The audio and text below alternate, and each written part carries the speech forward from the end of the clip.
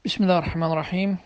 Deməli, belə bir sual ünvanlayıblar ki, sosial şəbəkələrdə, Facebookda, YouTube'da belə bir video paylaşırlar. Deməli, Qurani-Kərim qoyublar və deməli, pişiyə yemək uzadaraq həmin pişik Qurani-Kərim üzərindən keçmir. Başqa bir kitab qoyublar və həmin o pişiyə yemək uzadaraq həmin pişik Qurani-Kərimin yox, o birisi kitabın üzərindən sağa sola keçir. Bu nədir? Bunu necə izah edək və s. Bu icazəlidirmi? Cavab olaraq deyirəm ki, Bismillah, elhamdülillah və salatu və selamu alə Rasulillah.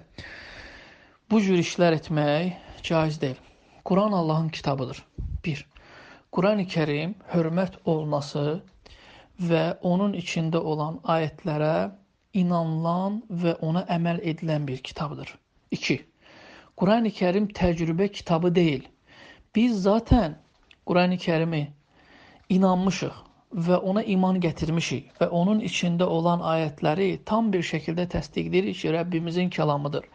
Hər hansı bir təcrübə ilə pişik və başqa heyvanları ortaya salaraq Qurani-Kərimin Allahın kəlamı olub olmamasını heç kimə sübut etmək lazım deyil. Çünki sabah başqa bir video çıxacaq ki, orada da kimsə təcrübə keçirir və ola bilsin ki, pişik həmin Qurani-Kərim üstündən yenidən keçir və o zaman belə bir sual çıxacaq və şübhə çıxacaq. Bəs nə oldu? Deyirdiniz, keçmir. Bu cür şeylər etmək olmaz. Bu cür şeylərə müsəlman aldanmamalıdır.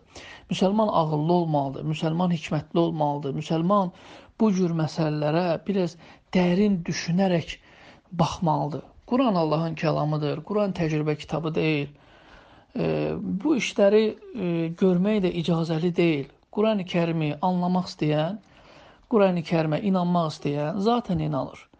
Anlamaq istəyən də Qurani-Kərimi açsın, ayətlərini oxusun və onun içində nə varsa başa düşəcək və ona iman gətirəcək, əgər Allah istəyərsə. Xülasə, bu işi etmək icazəli deyil, haramdır və Qurani-Kərim təcrübə kitabı deyildir. Qurani-Kərim Allah tərəfindən onun peyğəmbəri olan Muhammed sallallahu aleyhi və səlləmə nazil olub ki, insanlar onu oxusun, ona inansın və ona əməl etsin. Və axiru da'vana enilhamdülillahi rabbil alemin.